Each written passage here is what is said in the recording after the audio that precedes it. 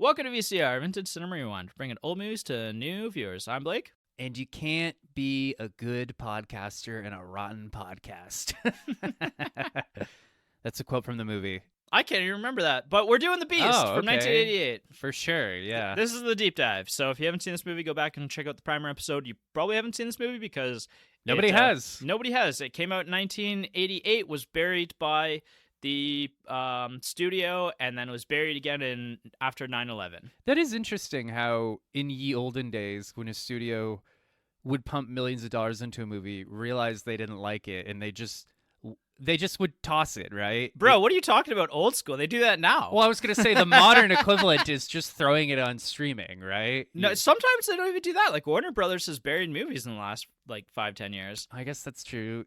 Batgirl, right? Batgirl. You know what's hilarious with the Batgirl situation, though? I Yeah. think they had a quote from, what's his butt? Michael Keaton. Where they're like, are you sad that Batgirl never got released? He's like, no, I got paid and I had a good time. I was like, That's fair. Good for him. But yeah, no, I mean, it does happen still. I think in this particular case, this is a really interesting situation as to why it got buried. Basically, I believe this was released by Paramount originally, and Paramount was going through a change in their executive suite. And basically, the old executive who greenlit this movie and the new executive coming in, he didn't think this movie had any sort of potential to it. No treads. Yeah. So he basically just like put it out as an obligation to put it in theaters for a weekend. Mm-hmm. And it made zero money because they didn't advertise for it or anything. And then they just kind of dropped it at that point. So it's kind of one of those situations where, new boss doesn't like what the old boss did, so he just kind of throws it all out. Even that happens so much, though. Like, even are you familiar with the Venture Bros? I've heard of it. It's very well, it's sort of like a cult classic Adult Swim show, and it was kept alive for many years because one of the executives really believed in it and liked it. And like, it's a really great show, but it never quite blew up the way something like Rick and Morty or Smiling Friends blew up. Mm-hmm. So then in like 2020 or so, when they were in the middle of their newest season, this old executive retired or died. A new one came in and just said, I don't actually get it. You're fired. Right. Like, the show's canceled. Right. So, ay. Yeah, probably happens more with TV than anything, honestly, just because things get drawn out over many years, right? Yeah, so I mean, there's an inevitability every to time that. Netflix blinks, they cancel something. After the first season, though. Yeah. They're like, wow, that did really well. We like it. Actually, we're not moving forward. Yeah. But yeah, no, getting back into The Beast. So this one was recommended to us. We're just getting full spoilers ahead. Why don't we just start with the opening scene of this movie? Like the most brutal 10 minutes opener I think I've ever seen in a movie. Yeah. So again, we open to this kind of just idyllic Afghani village. Everyone's just hanging out, doing their thing. And then this freaking tank shows up, and soldiers in gas masks spill out of it. I thought that was a great choice to have them initially in gas masks, because it really signals, oh, these are like Imperial stormtroopers, right? Yeah. Like, they're bad dudes. Yeah. And, they're It shooting. dehumanizes them. Yeah, they're shooting people, setting shit on fire. Probably easily the most brutal sequence of that is they capture some older guy. He might not actually be old. He might just be bald. No, but he's the brother of the Khan, so he's not that old. I know, he's just bald, which my condolences, I can relate. Yeah, I get mistaken for in my 40s all the time. Nice. But I'm seasoned. But anyway, so at one point they decide to make an example of him, so they literally crush him beneath the treads of the tank. Yeah, and it's like really disturbing. It's shot very, very well, and it kind of does this thing where it's going to happen, and it takes several minutes for it to actually occur. Right. And it just builds that tension over that time because it's coming. Yeah, and they do it in front of who we later learn to be his fiance or his wife or something, and the captain essentially, there's the translator, their man on the inside who's there, who essentially is he's trying to like translate for this man to try to let me take a step back. The Afghani person they capture is very clearly defiant and like spitting at them. Yep. They make their guy try to translate for him, and he's kind of like trying to soften his message as he translates it. Right. But Actually, so it's played by Eric Varias Samad. I want to talk about Samad after because I think he's one of the most well written characters that I've seen in a long time. yeah, maybe there's a lot of nuance to his character. maybe we just jump into him. So he's initially in that first scene, he appeared to me as like very spineless or whatever, right? Because you're just like, what's this? Why is this Afghani person serving with the Russian occupiers, right? Right. It does make you question, like, what would put you in this position to want to, because it does feel like he's kind of betraying his own people in to some degree. Although, even though we do see in that first scene that, as ineffectual as it is, he is trying. Yeah, he's trying help. to de-escalate. Like, yeah, he's de-escalate. Like he's trying to be merciful, right? Yeah, he's when he's translating, he's essentially like using a softer tone, softer language to each person. Like he's trying to find a middle ground between the two of them. Yeah, he almost in a weird way, I was getting like Tom Hagen vibes from him. You know, in the sense that like someone who's like, it's not a complete one-to-one comparison, but it's almost like someone who sort of can maneuver between worlds, and someone who's part of a family but not really part of a family. Right. Yeah. Well, and so his character, I found what I found so compelling about him is how much he's trying to find this peace between these two, and like this was his conclusion as to where he could help them most. Yeah. And there's a moment in time early on in this movie where one of the characters asks him what he believes in, if what the Afghan belief about war and religion, like if that he still holds those same beliefs, and he says after university I'm not really sure what to believe, and that really hit me, like that quote. Because it shows that this character has been educated, and it kind of, maybe speaks a little bit to the power of education, and maybe why also some groups don't want people educated. Because, opening a dialogue is often one of the best approaches to problem. Yeah. Well, it's broadened his mind so much that he often can't relate to some of his own people. And I'm certainly not saying that I think the Afghani people are less intelligent. I just mean that, like, they seem to have very deeply rooted ideas, and he's broadened his mind, but as a consequence, now he's a little bit less convicted. He has less convictions. Right. Yeah. And that's not a bad thing. No. By any means. And so he's trying to find, he struggles now with the propaganda maybe that he's been given. But also still can find empathy for all of his people, essentially, right? Yeah. I particularly like the dynamic with him and Daskal, like the tank commander. Yeah. Who we'll get into, but what struck me about their relationship is that, so Daskal is openly antagonistic towards Samad, right? Yes, very antagonistic. Really does not like him from the word go. Essentially suspects him of being a traitor from the second he appears on screen, et cetera, et cetera. But Samad seems to kind of want to win his approval. Like, to me, it almost like really stubbornly wants to win his approval. Yeah, and at first I was like, is this sort of like a father-son kind of thing? Like, does he have daddy issues? But I'm like, maybe it's less that and more just like Daskal represents like the old order of Russia, and he wants to prove himself to that order. Yeah. Like, hey, he has a great moment with Constantine where he's playing chess, and he basically just says, like, the future is Russian. Right. And, like, when the war ends, I'll be standing there knowing Russian and knowing technology. Well, and for Samad as well, I think that this represents the middle ground of finding the common ground and finding connection and being able to de-escalate a situation. Like, if he can kind of, reach up to Daskal and find that commonality between the two of them, then he'll have succeeded in his own way. And then right? Maybe that's a way of like somewhat achieving peace between these two groups in a micro way. Yeah. And he has that great moment with Constantine where he basically just says, like, my people need to join the 20th century. And it did kind of make me empathize with the character, because I mean, let's say you are being attacked by a larger, more imperialistic, technologically superior power. what do you do? Like, if victory seems unachievable, do you just die with your people, or do you try to ingratiate yourself with the bigger power, and in doing so, maybe save some of your people in the process? Yeah, for sure. So it's he was definitely my favorite character. Yeah, which is pretty shocking in that his death scene happens like halfway through the movie, because he was also my favorite character.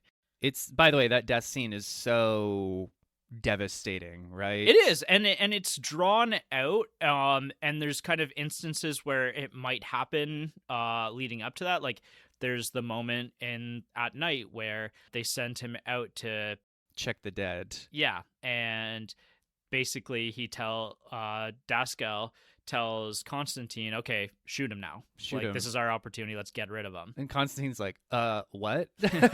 Qu'est-ce que fuck? And he's just like, oh, he's a traitor. He's like, he has a monologue a couple scenes later where he's just like, I can smell traitor. Yeah. And, Daskal's insanity really becomes apparent around that point in the movie. Mm-hmm. So then his death scene in particular, though, like, they stop at the river and he's like, go see how deep. Well, Samad's praying, and doing the traditional Muslim prayer, I assume, and Daskal basically just tells him, stop doing that, just to be a dick, right? Like, I don't want you praying, I don't want you talking to God. What are you gonna say about me? Like, I'm God here. And Samad has a really, I thought, poignant moment where he just stands up and looks at him and he's like, why don't you trust me? Yeah. Like, just point blank. Why don't you trust me? Right. Yep. And it was compelling to me because it was his tone was somewhat like confrontational, but also like there's a genuine sense of like hurt in his voice. Yeah. Like, why don't you trust me, man? Like, I've been serving you for how long? I've been trying to help. Like, what more do I have to do? Yeah. And rather than answering, Daskal's basically just like, I want you to see how deep that river is. And he's like, how? And he's like, I just want you to like use your body, like go in there. Yeah. He gets in, and he's like, how is it? And he's like, it's icy. He's like, I didn't ask for the temperature. How deep is it? Is it like clay or stone? And he's like, it's stone. And then Daskal's like, okay, cool. Like right through the chest. Yeah. Gutting, like easily. To me, it was the most upsetting part of the movie. Absolutely it was. Yeah. Yeah. And it's that moment, too, that it's like, where are we going from here now? Yeah. And I mean, there was a part of me that's like, in the scene previous, that's when he asked Constantine to shoot him. So afterwards, I was kind of like, well, like, why did we need these two scenes next to each other, right? Like, maybe we cut him asking Constantine to shoot him and then just have him shoot him in the river. Because it just felt like, to me, it felt kind of like a double beat. But thinking about it now, I'm like, no, I think they do. It really works, because when he shoots him through the chest, it still like shocked me. Yes. Yeah. Even though I know Daskal is murderous and wants him gone, it still stunned me when he shot him in the river. Yeah, absolutely. I think that it's actually incredibly effective. I didn't have a problem with that at all. I've quite the opposite. I thought that made it even more so effective because it happened so soon after. There's not a trope would be to kind of have to rebuild up to his death. Yeah, like a kind of rising and falling, like right. Deeper valley, longer rise. Yeah. But it's also, I like the way the shot's framed where, they've all kind of fanned out. They're kind of like taking their Union 15 or whatever you want to call it. And Daskal's just sitting on top of the tank with the machine gun. And the way the shot's framed, it's like you actually can see kind of through the target. Right. Like it's lingering in like the bottom right of the frame. So like, it's just, there's lots of great scenes like that where like, it's just, there's so many great scenes that are just oozing with tension like that. Yes. Where it's like this sphincter clenching moment where you're like, what is gonna happen next? Yeah, this movie is one of the more effective tension building films that we've done on the podcast. Absolutely. And some of the releases of tensions are pretty wild as well, like in the case of Samad's death.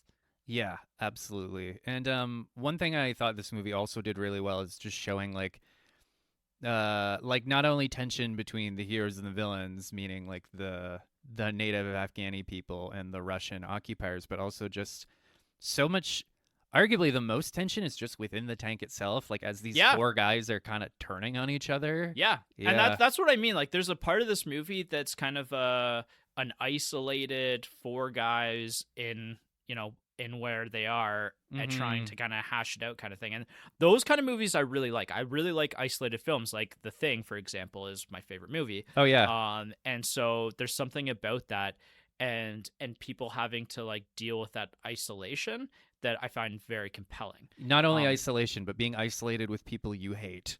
Yeah. And there's a really interesting dynamic between the group as well, right? Because you've got Daskal, who's clearly insane, a warmonger, like loves death, loves destruction. Yeah. He has a great monologue, not to cut you off, where he talks about his childhood defending Stalingrad from the Nazis, where like the Russian soldiers would literally shove him into enemy tanks to like leave grenades. Yeah, he was there. Tank Boy. Tank Boy, yeah. And it certainly didn't make me sympathize with the character, but it made me empathize with him. Like, you're a deeply, deeply, deeply traumatized old man. Absolutely. Like, you've spent your whole life in tanks, essentially. Yeah, killing people. Yeah, so... And he has that great moment where he's like, I can smell traitor like a mile away. And it's like, no, you can't. You have PTSD. And extreme paranoia, essentially. Yeah. Because it's exactly what Constantine says as well, right? Like, when Constantine is betrayed by Daskal, he says to Stephen Baldwin's character, it's you next. Like, if you don't stop this situation at this point, like, you're the next on the chopping block. Yeah, and unfortunately, Stephen Baldwin is just too cowardly to do anything about it. Yeah, he honestly. So I do want to say quickly, like, Anton, Stephen Baldwin's character, is really the only weak link to me in the film. Like, I didn't think his performance was maybe the strongest. Okay. He was kind of doing like an Aliens Bill Paxton kind of thing. That's what I was getting to. Like, game over, man. And it just he's not Bill Paxton, I think is kind of where I was going with it at the end That would of the be day. hilarious if it's like, again, you see some coked up executives in Hollywood in the 80s, like, we need a cowardly character. Get me Bill Paxton. I didn't really mind his performance. Like, I didn't, I thought it was effective for tension building, and that, like, Constantine is pretty clearly our hero, and this guy clearly knows something is wrong and that this is bad, but he's just too cowardly to say anything or stop it. Yeah. I thought that was effective enough. Yeah, and his character definitely breaks down over time. Like, he definitely becomes more unsure of himself and more cowardly as the film goes on. Yeah. I really like, on the flip side, Kaminsky's portrayal. I thought he was also one of the strong parts of the movie, because he's this dumb jarhead who is free from consequences because he's really good at killing. Yeah, essentially, right? Like, I loved the moment when he's getting into it with Anton. Daskal breaks him up, grabs his water bottle, takes a sip, spits it out, and he's like, what is it? And it turns out this asshole has been making moonshine out of brake fluid. Yeah. He's like, just take some brake fluid, like, add some, like, fruit to it, let it sit in the sun for a couple of days. It has a nice kick to it. Yeah. And he's like, it keeps me steady when I'm on the guns. Right. So, of course, Constantine rightfully writes him up. Mm-hmm. But Daskal's like, what are you doing? And he's like, I'm recording this. I'm writing him up. And he's like, what are you talking about? Like, he's the best gunner we have. And he rips the page out of his notebook. Yeah. Right? It's really effective at showing just how corrupt this group is, and how corrupt the whole military is, essentially. Like, if you do good, we will look the other way at the bad things that you do. Yeah, even though, like, drinking the Blake fluid. Oh God, let's not leave that in. Even though drinking the brake fluid is, like, blatantly putting the crew in harm's way, right? Like, Constantine has that great line. He's like, you've been drinking the brake fluid? Like, no wonder they don't work. Yeah. So, yeah. But, I mean, you're right. It also shows Daskal's priorities, where he's like, hey, man, you're good at killing? Like, yep. Welcome aboard, right? Yeah, and he's the one who is actually putting the tank in danger and the whole crew in danger by taking the brake fluid, right? And also getting drunk on the job, essentially. Yeah, and getting into fights with his crewmates. Yeah, hilarious. Like he's the one who's actually a dysfunctional member of the crew, and he's the one that Daskal is actually closest with. Yeah, which, again, it sort of, it frames them in a certain way. Although even Kaminsky seems tired of Dascal's shit by the end of the movie. Oh yeah, oh well, absolutely. I mean, the fact that Dascal is so completely damaged and brainwashed that they get an opportunity to get evacuated, and Dascal's like, we're not leaving the tank. Yeah, I actually that was a great moment because that's sort of like the start of the third act, where by this point Constantine has teamed up with the Khan. Great line, by the way. Like, yeah, I'll kaboom the tank. Yeah. Kind of gave me like Dune vibes a little bit. Yeah, there is sort of a Dune-ish, slightly white savorish a little bit to this, but ever so slightly. It's very muted and muffled, right? Yeah. Anyways, yeah. So then the helicopter shows up, and Anton and Kaminsky jump into it, and they're like squealing with joy. They're so happy that they survived. So me as a writer, I'm like, what, is the movie over? Like, what's going on here, right? And then when Dascal says, we're not leaving the tank, or like, nobody wastes my tank, like, if there's only one way out of this valley, we're going back the way that we came. Yeah. Okay, I'm seeing the Fury Road comparison now. But I'm also just like... The Fury Road? Yeah, Fury Road. But I think it's good storytelling when a character can do something, say or do something completely illogical, but you also understand it. Absolutely. Right? I mean, that's just a sign of good writing up to that point. Yeah. You're like, I guess you wouldn't leave your stupid freaking tank behind, would you? No, because the tank is an extension of him. Yeah, absolutely. So, and then of course, and it's a great tension moment too, where you see kind of Anton and Kaminsky kind of just sitting there stunned. Kaminsky gets that great line, like, why can't we leave in the fucking helicopter? Yeah. Well, I think it also portrays some of the logic to military structure and like the authoritarianism of it as well, of like, obviously the people on this helicopter probably think this is a bad idea as well, right? And they're perfectly happy to take them all out of there, right? They're like, you're like, oh, we were looking for water, we're happy we found you, like, come on in. Yeah, they're not going to punish them. Yeah. There's no court-martialing, there's no discussion of anything like that, and it's really just they're overridden by Dascal's authority. Yeah, there's that great moment where you're like, what's going to happen? Like, is Dascal going to shoot these guys? Are they going to turn on Dascal? And like, I actually liked whoever that helicopter pilot was a good actor, because the way he's just standing there kind of like smiling sympathetically, like, like your commanding officer said no, sorry, like, get out of here. Yep. And there's that great two-shot of them leaving the helicopter with their bags, like holding them like suitcases, like they're at an airport or something. Yeah. So, by the way, the added wrinkle that early in the movie they poison a body of water. Yeah, that's so great how that comes back around. Yeah.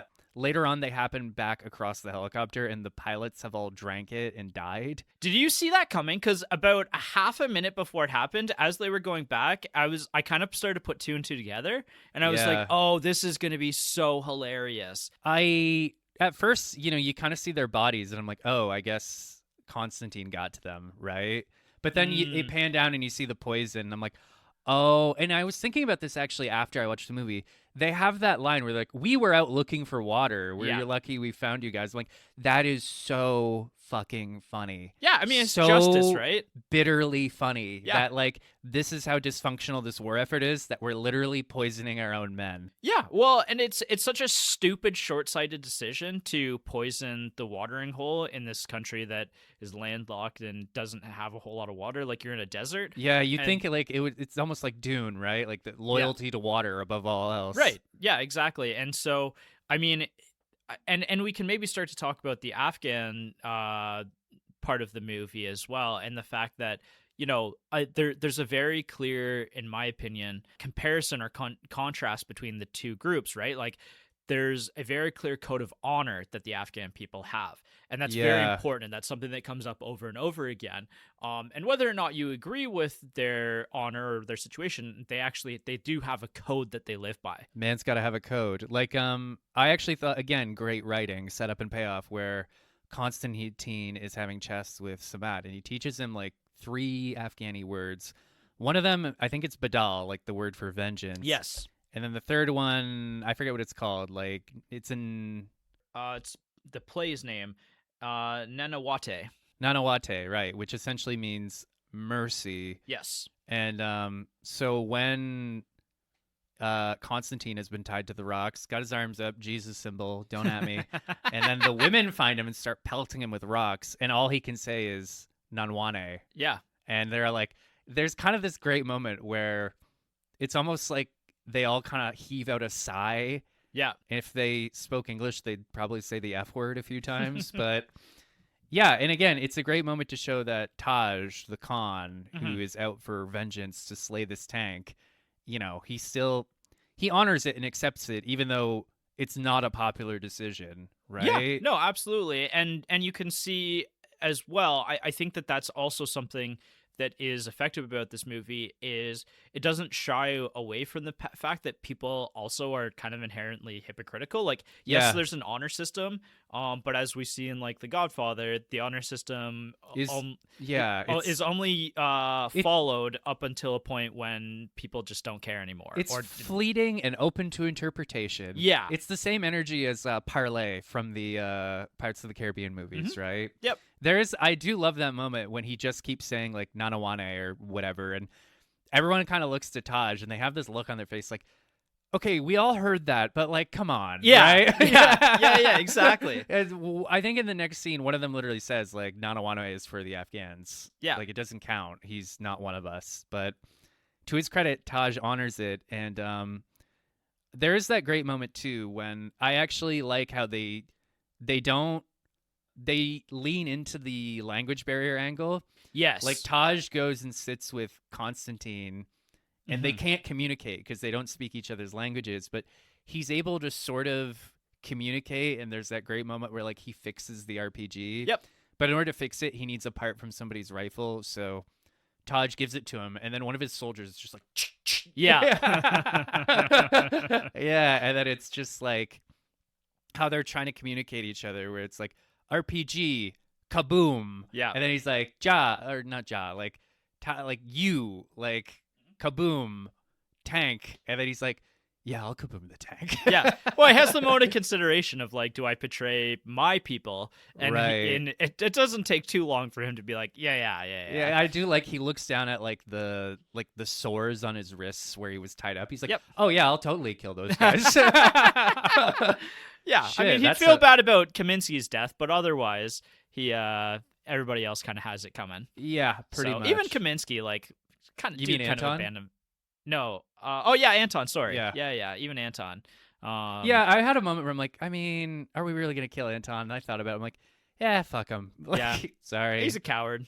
Yeah, I mean, we'd all be cowards in that situation, but even still. Yeah. But I did enjoy the third act a lot. I actually really liked, just taking a step back, how this parallel that builds between Constantine and Taj, the Khan, right? It's a really great bromance. Yeah, and like for the first hour, you're bouncing back and forth between them, and it doesn't take long for you to be like, okay, he's our Russian main character, and he's our Afghan main character. Right. And, you know, there's sort of a parallel in that they're young men who are sort of questioning their roles in these bigger conflicts, right? They seem the most...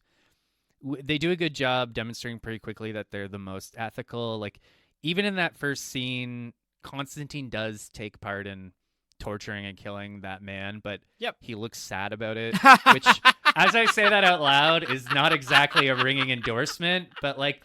It's one of those pivotal moments where a character starts to question what they're doing in a situation. Like, are we the baddies? Like, that's the moment. Are we the baddies? And there's that great moment he has with Samad where, you know, Samad basically asks him, like, well, why did you take part in that if you didn't believe in it or something? And he's like, I didn't have a choice. And he's like, oh, you always have a choice. Yep. And that's true. We do always have a choice no matter what. Yeah. Right? Yeah, I mean...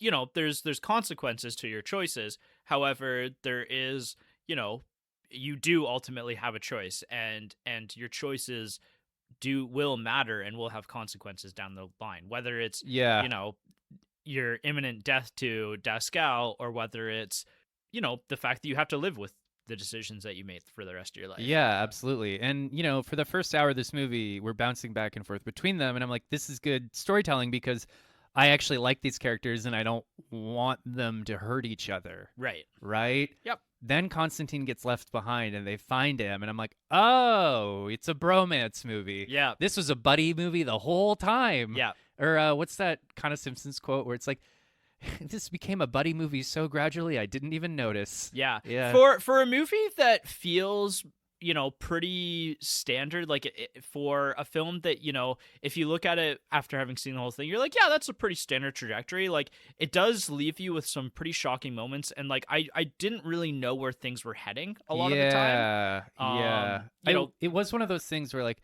I kept checking the runtime, especially in the first half hour. And I'm like, well, what are we doing? Like, where's this going? Right. Even like the final showdown with the tank, like I liked how, again, or just taking one step back before we move on, the movie builds sympathy with Constantine and Taj in that they're placed next to people who are clearly worse than them. Yeah. Like even Taj has his shithead cousin who, by the way, in the beginning when he says, I totally know how to fire that RPG. And then when they first meet the tank, he accidentally fires it to the side of a mountain while fucking with it. Yeah. I was like, beautiful. 10 out of 10. Perfect joke. Yeah. It's great. Loved it. And then he confronts his cousin. He's like, you told me you knew how to use that thing. He's like, I guess Allah didn't will it. Very charismatic. Very great performance from him as well. Yeah, absolutely. And as big a shithead as that character is, even he has I hesitate to call it a tender moment, but one of his men gets caught by a landmine and is dying. Mm-hmm. Taj, the more sympathetic character, is like, let's leave him food and water. Yeah. Mustafa, I think his name's Mustafa, starts to walk away, pauses, comes back, like kisses him on the head, and then shoots him. Yep. And it's kind of like, yeah, what is the right decision in this situation, right? And unfortunately, like, Taj, who is a more sympathetic, more optimistic person, his solution is let's just leave him food and water. But Mustafa, who's the more brutal person, recognizes, no, actually, the kindest thing I can do is put a bullet between his eyes. Yep. Right? Yep. Like, and even that, like, I found that scene really effective in the sense that it again kind of shows the contrast between the Russians who are willing to play this really dirty, who are willing to leave a grenade underneath a shell that they left behind. And poison water supplies. Exactly. Like all of this. And whereas the Afghan people are playing by a set of rules, and that's also maybe a deeper kind of subject behind this film is, how do you fight a group that won't play by the rules? And you kind of have to just hope that they fall apart from within. And I mean, going beyond the movie, the Afghanis did win this war eventually. Like, isn't it true that no ground army has ever fully succeeded in taking Afghanistan? Well, and that kind of speaks to their culture a little bit, right? Like their culture is very different from Western culture. Like they are constantly at war with themselves and everyone else, basically. And also they have the terrain is so hostile that like only they really understand it. Yeah, or absolutely. how to navigate it. Yeah. So it, and that's actually something that I found really complicated about this movie and trying to reckon with is the fact that like even Taj and his group, like they are a little bit warmongery at the end of the day as well, right? I suppose, yeah. Like, so the tank shows up, kills everybody, including Taj's brother. Yep. And I want to talk about Taj's uncle, actually. Yeah. He's the one who's kind of like, who he kind of has like sort of like an Uncle Iroh from Avatar: The Last Airbender vibe to him, like this wise old man. And we never see hide nor hair of Taj's father, so I kind of just was like, I guess he lost his father at some point, so now his uncle is more of a father to him. Right. If I have one very minor complaint about the movie, it's that we see that there's this kindly older man in the form of his uncle who's sort of guiding Taj on his journey. He's the one who's like, oh, okay, let's blow up the tank. That's your initiation as Khan. Yep. But he gets shot in the leg at one point, and, he's limping along. So at one point, they leave the uncle behind. And I thought that was effective because I'm like, oh, yeah, like he doesn't have counsel he can trust anymore. He's gonna have to go this on his own. Right. But then a couple scenes later, there's just this random older guy with him who sort of just fulfills the role anyway. No, I'm serious. It's like imagine if Obi-Wan Kenobi dies, but then a couple scenes later they just pick up a new old guy who's also the voice of reason. I'm Joby Khan Kenobi. Yeah, and it's not like a critical major flaw, but I did find it to be a flaw. I'm like, what's the point? At that point, why did we even leave Uncle behind, right? Because there's just, and this old guy who's like, he's the one who's like, oh, he said the word for mercy. Now we have to take care of him. Oh, we can use this guy, right? Like, it stands to reason that, like, logically, yes, there would be some other old guy who would take his side. I just found him like, wait, just keep the uncle. Who's this guy? Like, did we only have this actor for a few days? Like, that's really my only big criticism of the movie. Yeah, fair enough.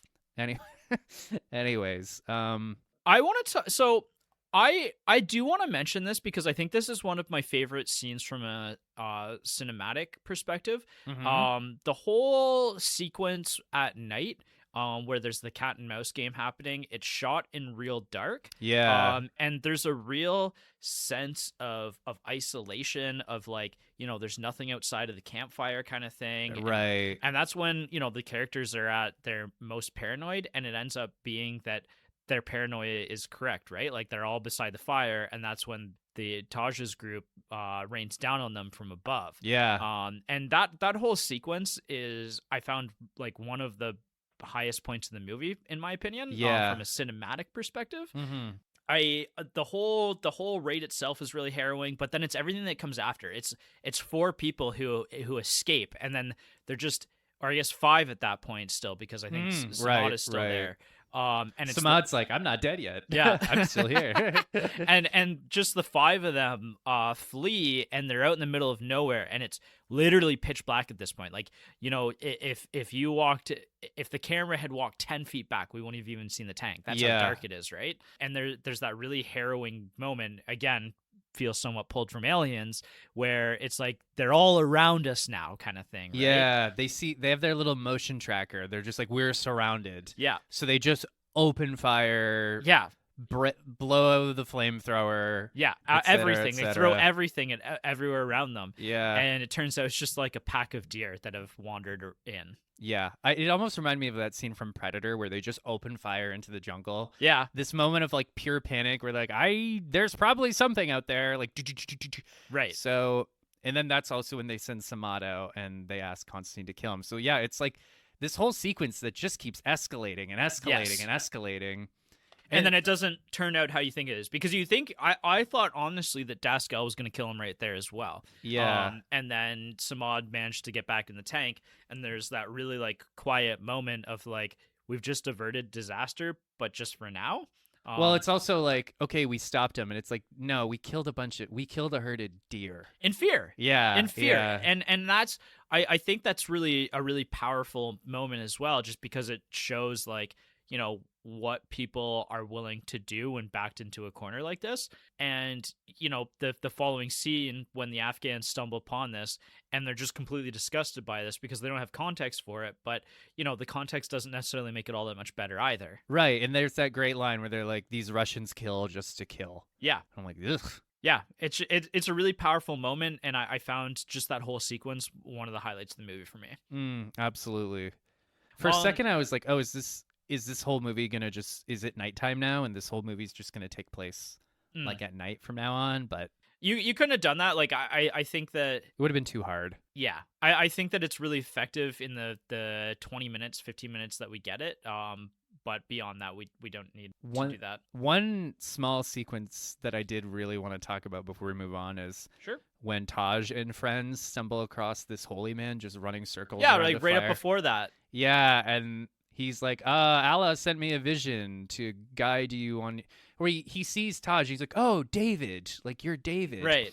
And then he's like, there's a lot of religious references throughout. Right. Like they constantly bring up David and Goliath. Right. And then he's just like, I was sent to guide you on your journey. Yeah. And maybe that is the old man who follows them afterwards. I don't know. Anyways. And then he's just like, and he's like, I was sent to guide you towards your opponent. And he's like, who? He's like, the beast. Yes. Goliath. And then he shows the tracks. I'm like, poetry. Yeah. Also, that's the title, everybody. We did it. Yeah. We fit it in. That's Peter Griffin looking at the camera and being like, "Oh, he said it." I want to talk about the Afghan women and how they actually get some agency in this Oh, film. yeah, we need to talk about the women. Yeah. You know, like they're the ones who ultimately pay the price at the opening of the film, right? Like it's them who are spared death, some of them, by the opening sequence, and they decide in their grievance to take revenge, to take Badal on the Russians. There's that great moment when they sort of link up with Taj and friends, and they're just like, "Get out of here, woman! Yeah. Like, you don't want any part of this, Yeah. right?" If then, I liked how every so often we cut to like wide shots of them wandering through the desert. Yeah. And I'm like, these bitches are up to something. Yeah, it's really great. And you know what? And it comes full circle in the fact that they're the ones ultimately to stop the tank. I loved that. I loved Oh, that. yeah. That was idea. when the tank finally. So as the tank is about to leave, this like mountaintop blows up and rocks rain down on them. And at first I was like, oh, it's, I guess Mustafa and his friend got the helicopter working. So I thought originally that it was actually that they just accidentally caused like a avalanche because of all the shooting and firing that happened. Yeah. Well, I thought it was a good fake out because in the previous scene, by the way, Mustafa finds the helicopter and he's just like, all right, I'm good. Like, I'm out of the movie now. See you later. Yeah. He has that great line where he's like, a peach has fallen onto our lap. Let's enjoy it. Yeah. And then, but then, yeah, it turns out the women actually stop the tank and save the day. Mm-hmm. Not only that, but Constantine shows mercy on his former colleagues and lets them go. And they're just like, fuck that. Like, let's get him. Yeah. And they rip apart, what's his butt? Daskal. Yeah. It's great. And what's her line? Like, we see her later. There's like blood on her face. He's like, I apologize, my con, but Well, and I mean, at the end of the day, the mercy code that they have, reading into it a little bit, like the mercy only extends while you're under the care of the group. As soon as you leave, like anything goes. Anything goes, homie. Yeah. So I don't think they actually broke code there per se, because they had just left the canyon. Yeah, exactly. They'd left the care of the group. But yeah, no, I thought that they were great. I thought they were a great addition to the film. It is. You could almost argue again. Maybe this is the Furry Road comparison, but I said Furry Road. That was intentional. Actually, just taking a step back, I love the scene where they find Constantine tied up, and they're just like, all right, girls, let's get him. And they just start pelting him with rocks. Yeah. What's the line? Like, let's turn our grief into stone. And they just start. Yeah, it's great. Hilarious. Yeah. But, I mean, you could there's almost like a soft feminist undercurrent to this movie where it's like, yeah, don't discount the women because they'll get you. Yeah. That's not what I meant. But no, but it's like, oh, yeah, like, while all these dumb, stupid men are squabbling with each other, the women are moving behind the scenes, like maneuvering themselves to the right position. Yeah, exactly. I thought it was really great. And even speaking on that too, the ending of this movie is awesome. I love the ending. It's very bittersweet, but it feels actually pretty realistic. Yeah, well, so they let them go. They kill Daskal, but Kaminsky and Anton just run away. Yep. And then they're kind of just looking at each other, Taj and Constantine, probably about to kiss, but I don't know. And there's kind of denied your kiss. There's kind of this moment where it's like, okay, well, what now?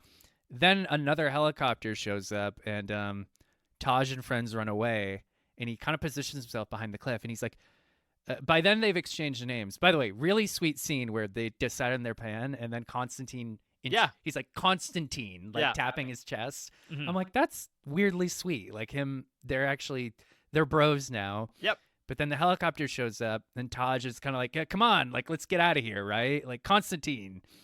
And Constantine has this moment where he's like, what do I do? But, he ends up, the helicopter people throw down the thing. He slips it over his shoulders, and he just ascends out of there. Yeah. It's almost like the ending to Platoon. Yeah. And I thought about it, and I'm like, there's a part of me that wants him to just stay with the tribe. Right. There's another part of me that's like, what's really gonna happen though? Like, is he gonna live in Afghanistan for the rest of his life, or? I think if you were doing like the cinematic ending is that he stays with the Afghans and becomes part of their people.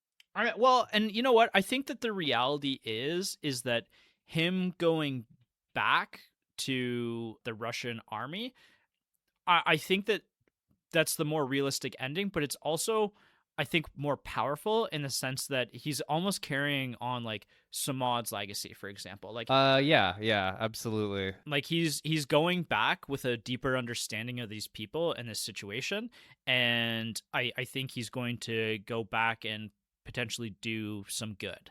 You'd hope so, right? And he has that great moment where he confronts Dascal, and he basically just says, "I'm trying to be a good soldier, but you can't be a good soldier in a rotten war." Right. And I was like, oh, he said the theme, everybody. I'm being an asshole, but I found that moment very compelling. Yeah. So, yeah. Solid movie. I really liked it. I'd give it a solid 8 out of 10. Yeah, that's where I'm at as well. Yeah. Absolutely. Really, there's not much I would change about it except for that random old man who shows up. But, yeah. I don't even know what happens to his uncle. Like, no, I kind of found that unclear as well. I guess you could argue it maybe doesn't matter, but I was just sort of like, he's a pretty integral. Yeah, I mean, you'd think it would be more compelling if the uncle got killed at some point, and then he has to navigate that grief. But I mean, whatever. Yeah. Why? We got 2 hours here. Why do all your storytelling instincts lead to death, Michael? But yeah, no, I really like this movie quite a bit. I guess we're kind of spoiling our personal reviews partner factor now, but that's fine. Yeah, whatever. Jess really liked this one as well. We Nice. had a good time. She hasn't watched a lot of the movies that we've done lately, but she ended up sticking in for this one. So cool. Yeah. My partner Sarah didn't get a chance to watch it, but I think she would have liked it quite a bit. yeah, I don't think that this movie deserves to get buried by any means. No. But I can kind of understand why, because it, again, especially because of the choice to make the Russians all American, speak English with their American accents, it does, again, flip the camera back on America and say, how do you like it? Yeah, exactly. Yeah. So it makes things very uncomfortable. Well, I hate to say it. I'm going to get political for a second, but especially now with another Middle Eastern war on the horizon. It's not even on the horizon. We're there. It's horizon now, but... Yeah. Yeah, sucks. Could be 2 weeks. A lot could happen in the next 2 weeks, but I guess. I'm not hopeful. We'll say that much. No. 2026, the year without hope, but good movies. Same as the last year's. It has been X amount of days since hope. Yeah, years. Sequels, prequels, reboots. So again, this was based on William Mastro-Simone's stage play Nanawate. I saw that this was based on a stage play, and I was kind of like, how does this work in play form? Well, that was actually something that Kevin Reynolds actually went and saw the play, and he didn't think that it did work in play form and wanted to adopt it. So then him and Master Simone actually got together and wrote the screenplay for this. Nice. Yeah. I like the idea, going to see a play, then going to see the director and be like, didn't fucking work. Come with me and we'll make it a movie. Well, and actually, that's something that Nick sent us over when he recommended this movie. It was a really great article about the stage, the screenplay, about how Master Sonome actually came up with the idea for this movie, and then he actually went to Afghanistan to do research during the Russian war. Cool. And kind of got in there in secret, and it's a really interesting read. I'll probably put it in the show notes for this episode. Absolutely. That's back when writers were real writers. They would actually put themselves in danger to do research. Yeah. Now I'm just like, I'll just read a Wikipedia article about that. From the safety of my own bedroom. Yeah, exactly. So I found that a really interesting read. I don't know. I really don't think that this movie needs to be remade. It just needs to be watched. Yeah, actually, you hit the nail on the head. It's doesn't need to be remade, just watched. Yeah. Watch it, people. So effects and filming. So this movie was all shot in Israel, which kind of makes sense at the time. Like, that's probably the safest place in the Middle East that you could have at that time filmed a movie. The only other option was Utah or something, but yuck. They actually used real T-55 tanks. Cool. So a lot of the weaponry in this movie was actually Israel captured weapons from Soviet wars or proxy wars that had kind of up to this point in the 80s. So like the T-55 tanks were actual Soviet tanks. I don't believe that the helicopters were Soviet helicopters. They were kind of stand-ins, but the Yeah. RPG itself was actually a Soviet RPG as well that had been captured. Cool. So yeah, they had a lot of really Capturing an realistic use. RPG and being like, I'm gonna make you a star, kid. Yeah. The blank shells that they used in the tank, they filled with water to make it recoil, which I found really cool as well. And as I said, there's no Afghan actors in here, which is probably the one thing that doesn't hold up all that well, in my opinion. No. I found what was a really interesting choice that they made was instead of making the Soviet military feel more like the Soviets, they actually continued to follow more of like a U.S. military doctrine in this movie. Yeah. Yeah. It's, again, so I mean, maybe it's not even an unintentional metaphor. It's just metaphor. Yeah. Yeah. And it also kind of just, again, makes it more relatable in the sense that like this is something that Western audiences, the military doctrine that we've watched over the cinema over the last like 100 years is like the same in this movie. Yeah, you almost kind of forget they're Russian. It's also, you do. One thing I also really liked is that, and I haven't mentioned this till now, but I liked that we never leave the valley. Like, there's no flashbacks or any of that shit. It's like Cube, where we never leave the cube. Right. And also how, like, it doesn't even really bother explaining the war. Like, I was No. kind of watching it, and I'm like, why are we here? I don't know anything about this conflict. But I'm like, it doesn't even matter, you're in the character's boots. Yeah, I think that's actually more effective, and it also kind of, I think maybe the point even of that is like, what is the point? Like, it's kind of a self-defeating question. Such a random comparison, and I might even cut this out, but it almost reminded me of like Red versus Blue.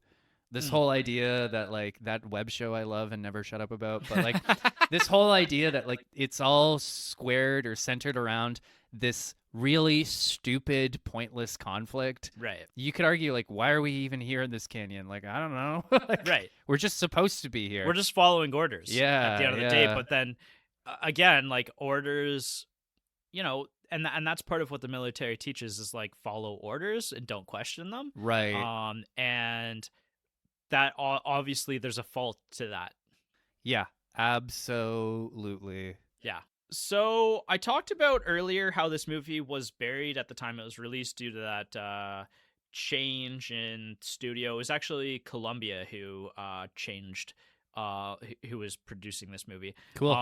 Actually, at the time that they were wrapping this movie up, they were also in progress on Rambo Part 3, which actually also takes place in Afghanistan. Yeah, I don't really remember it, but there's a lot I've also seen all of the Rambo movies against my will somewhat. I haven't seen the newest one that apparently everyone hates. I haven't seen that one either, but I've definitely seen that, and apparently the studio just preferred that portrayal of Afghanistan more. Which is weird because I feel like the Rambo Part 3 is considered like the worst one now. I don't know, whatever. Yeah, it's funny because Rambo and Rocky are like the two of Stallone's like most recognizable franchises. Oh, easily, yeah. But in my opinion, I think the Rambo series is kind of counter to the point that they were trying to make from the first film onwards, essentially. Yeah, it's a good point. Like the first movie is essentially war as hell. Look at this poor traumatized guy, and then by Rambo Part 3, like Sylvester Stallone is like juiced out of his mind. He's got I'm stealing this quote from another podcast, but he's got muscles coming out of his cheekbones and he's tackling the entire Russian army. Yeah. Well, and I just honestly I think that the Rambo series isn't going to last the test of time the same way the Rocky series has. Well, Rocky has so much heart. Yeah. Like you can't, like we rewatched the original Rocky, and a while ago you and I watched Rocky Balboa together, and I'm like, there's so much like warmth and compassion to those movies. Yeah. That you're like, oh yeah, and Yeah, absolutely. Fuck Rambo. Well, and I think that this movie actually holds up better than the Rambo series does. Probably Such a as well. random tangent, but I know in one of the recent-ish Mortal Kombat movies they had Rambo as like a DLC character. So there's footage of like Rambo squaring up with like Raiden or the Ninja Turtles or something. And it's just, to me, it was just such an uncanny valley. Like, what is this? Like, Right. what are we doing? Right. Yeah. So legacy of this movie. So we talked about that, but I did want to just kind of talk about 9/11 and its impact. Like, this movie was did air occasionally on some cable networks like Cinemax, HBO, and they also all pulled this movie. Like, I don't know if it's been shown a whole lot since on TV. Yeah. It also, it was going to be released in 2001 as a DVD. Ooh, bad timing. Yeah. So it did kind of get pulled, and it's been a little bit chaotic, and that's why it's a little hard to see now as well. So just an unfortunate circumstances situation. But yeah, no, I absolutely think this deserves to be watched and seen more. Yeah, me too. I had a really good time with it. No notes. Random old guy notwithstanding, I think this movie is without flaw. Yeah, it's great. I really enjoyed it. So thanks, Nick, for shouting this one out. Shout out to Nick. Yeah, and I think that's all we have to talk about today. I guess so. So we will see you next time. As always, tell your dad he's going to enjoy this one. Yeah, definitely your dad. Yeah, and we'll see you next time. Bye.